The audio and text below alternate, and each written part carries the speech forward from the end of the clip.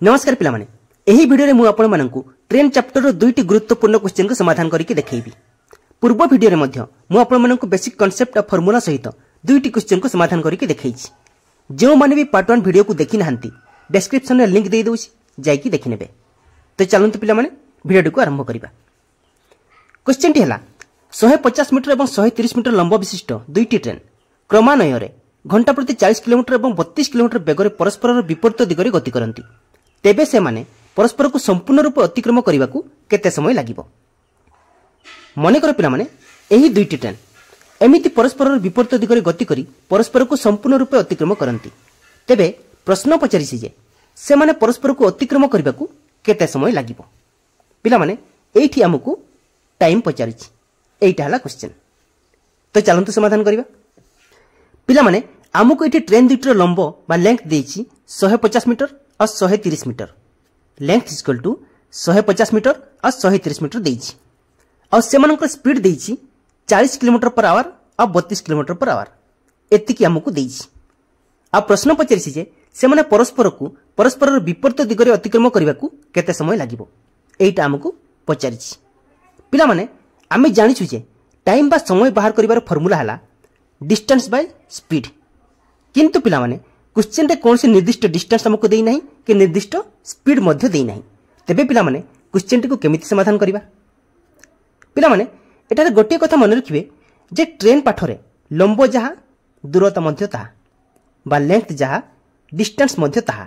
बुझिलो पिला माने तेनु एठारे डिस्टेंस इज इक्वल टू हेबो दुईटी ट्रेन रो लंबर जोगफल। बुझिलो पिला माने एठारे दुईटी ट्रेन रो लंब हैला 150 मीटर और 130 मीटर।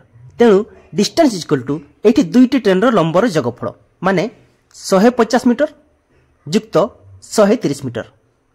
150 युक्त 130 समान 280 मीटर। एठारे डिस्टेंस इज इक्वल टू हैला हमरो 280 मीटर। पिला माने एठी गोटे कथा मन रखिबे एभली क्वेश्चन रे डिस्टेंस माने हैला टोटल लेंथ बा टोटल ट्रेन रो लंबर जोगफल। बुझिलो पिला माने सेमिति पिला माने जेहेतु क्वेश्चन रे दुईटी ट्रेन रो दुईटी स्पीड अछि तेणु एठारे स्पीड बदल रे ट्रेन रो रिलेटिव स्पीड को निया जिवो बा ट्रेन रो संपर्कीय वेग को निया जिवो।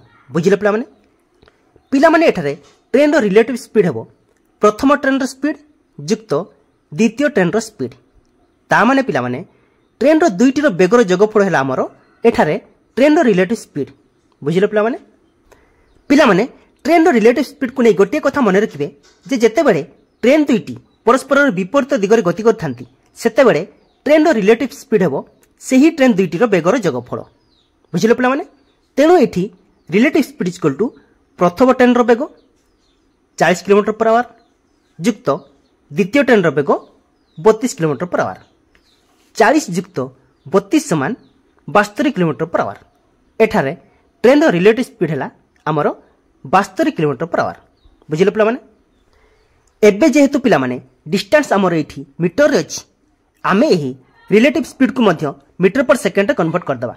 बुझिले पिला माने तेबे 72 किलोमीटर पर आवर को मीटर पर सेकंड रे कन्वर्ट करले हेबो 72 गुणन 5 विभक्त को 18।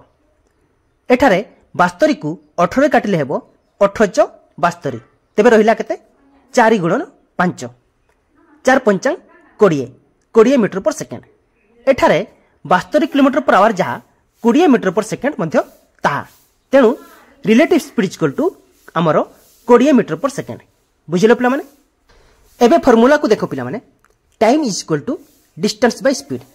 एठारे डिस्टेंस हमरो हेबो दुईटी ट्रेन रो लंबर जोगफल डिवाइडेड बाय स्पीड हमरो हेबो दुईटी ट्रेन रो संपर्कीय वेग। एठारे दुईटी ट्रेन रो लंबर जोगफल हैला 280 मीटर आउ संपर्कीय वेग हैला 20 मीटर पर सेकेंड। 280 को 20 रे काटिले हेबो 14। एइटा हला आंसर 14 सेकेंड। ट्रेन दुईटी परस्पर को विपरीत दिगरे अतिक्रम करिया को 14 सेकेंड समय लागिबो। बुझिलो पिला माने एइटा हला आंसर। एबे चलंतु पिला माने आ गोटे क्वेश्चन करिबा। क्वेश्चन टे हला 120 मीटर एवं 100 मीटर लंब विशिष्ट दुईटी ट्रेन क्रमान्वय रे घंटा प्रति 68 किलोमीटर एवं 32 किलोमीटर बेगरे गोटे दिगरे गति करती। तेबे आरंभरू गोटे ट्रेन अन्य ट्रेन को संपूर्ण रूप अतिक्रम करिया को केते समय लागिबो।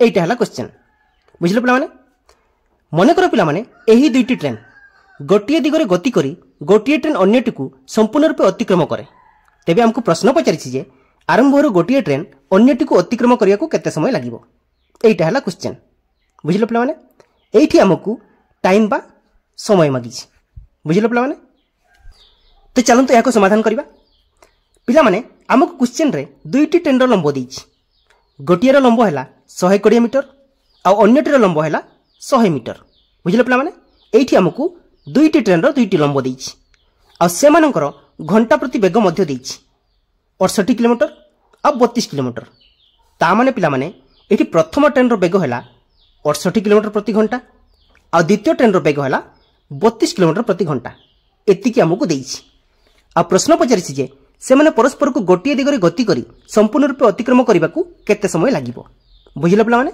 एठारे हमको टाइम बा समय पचारिछि पिला माने आमे जानिछु जे टाइम बाहर करिवार फार्मूला हला time is equal to distance by speed पिला माने एठारे मध्य डिस्टेंस इक्वल टू हेबो दुईटी ट्रेन रो लंबर जोगफल divided by speed equal to हेबो दुईटी ट्रेन रो रिलेटिव स्पीड माने दुईटी ट्रेन रो बेगर वियोगफल ता माने पिला माने एठी टाइम इज इक्वल टू दुईटी ट्रेन रो लंबर जोगफल विभक्तक दुईटी ट्रेन रो बेगर वियोगफल बुझिले पिला माने पिला माने एठी गोटिए कथा मन रखिबे जे जेतेबेले दुईटी ट्रेन गोटिए दिगरे गति करंती सेतेबेले तांकर रिलेटिव स्पीड हेबो ट्रेन दुईटी रो बेगर वियोगफल बुझिले पिला माने जेतेबेले दुईटी ट्रेन गोटिए दिगरे गति करंती सेतेबेले तांकर रिलेटिव स्पीड हेबो दुईटी ट्रेन रो बेगर वियोगफल एबे एठी ट्रेन दुईटी रो लंबर जोगफल हेबो 120 युक्त 100 समान 220 मीटर डिवाइडेड बाय ट्रेन रो रिलेटिव स्पीड हेबो